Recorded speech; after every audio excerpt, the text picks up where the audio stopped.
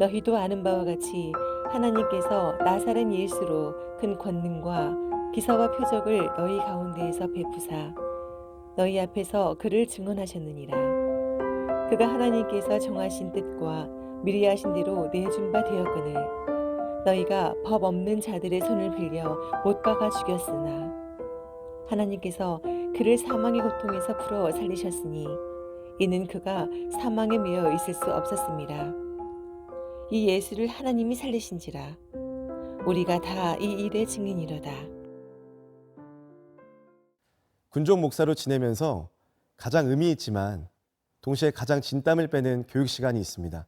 바로 사생강 교육 시간입니다.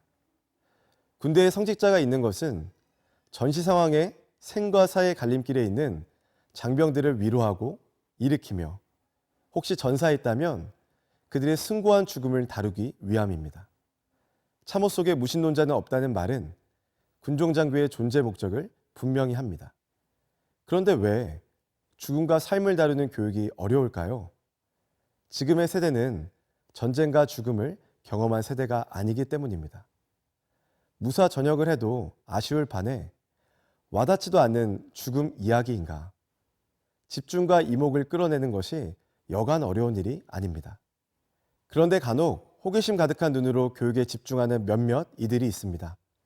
궁금해서 질문해 보면 애초에 교육 태도가 좋은 부류와 죽음과 관련된 직간접적인 경험을 한 사람들이 반응이 그러했습니다. 언젠간 사람은 다 죽는다는 사실이 누군가에게는 고리타분한 이야기로 누군가에게는 유한한 삶을 어떻게 더 잘 살아내야 할지 고민하게 합니다. 오늘 본문은 오순절 베드로의 설교 후반부입니다. 베드로는 예수님이 그의 공생애 가운데 놀라운 일을 행하신 것과 이를 받아들이지 못한 이들이 예수님을 십자가에 못 박아 죽게 만들었음을 말하고 있습니다. 그리고 우리가 주목해야 할 복음의 핵심, 부활을 선포합니다. 예수님의 죽음은 모든 것이 끝난 것처럼 보이게 했습니다. 그러나 하나님은 그로 말미암아 부활하게 하셨습니다. 이것을 증언하는 이는 다름 아닌 베드로입니다. 예수님의 수제자였지만 자신의 목숨을 부지하기 위해 예수님을 부인했던 깊은 과오를 가진 사람.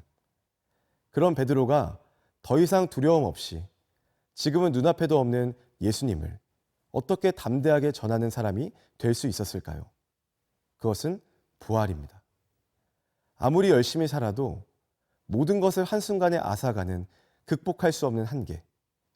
죽음의 장벽을 죄 없는 자신의 몸을 들여 모든 이의 죄와 죽음의 권세를 무너뜨리신 십자가의 사랑. 그리고 부활의 소망. 예수님은 죽음이 끝이 아닌 새로운 시작임을 알리십니다. 예수께서 이르시되 나는 부활이요 생명이니 나를 믿는 자는 죽어도 살겠고 무릇 살아서 나를 믿는 자는 영원히 죽지 아니하리니 이것을 내가 믿느냐. 죽음이 구원으로 극복되고 부활의 소식과 감격이 오늘을 사는 베드로의 삶을 담대한 증인의 삶으로 거듭나게 해주었습니다. 장병 여러분, 복음의 기쁜 소식을 받아들이십시오. 우리는 더 윤리적이고 도덕적이기 위해 예수님을 믿는 것이 아닙니다.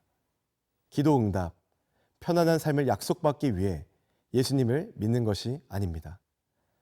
우리 인생에서 해결할 수 없는 유일한 죄와 죽음의 문제를 해결받고 부활의 소망과 영생의 소망을 얻기 위함입니다. 이 모든 것을 허락하신 하나님께 감사하며 오늘도 증인의 삶을 살아내는 저와 여러분이 되길 기도하겠습니다. 사랑의 하나님, 오늘 귀한 복음의 소식을 듣습니다.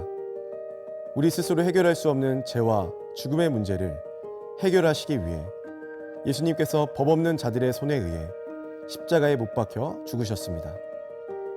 그러나 죽음에서 3일 만에 부활하사 죽음에서 생명으로 옮겨지셨습니다. 우리도 복음의 소식에 힘입어 죽음 너머의 부활을 소망하게 하시고 맡겨주신 증인의 삶을 잘 감당하며 살아갈 수 있도록 인도하여 주옵소서. 예수님의 이름으로 기도하옵나이다. 아멘.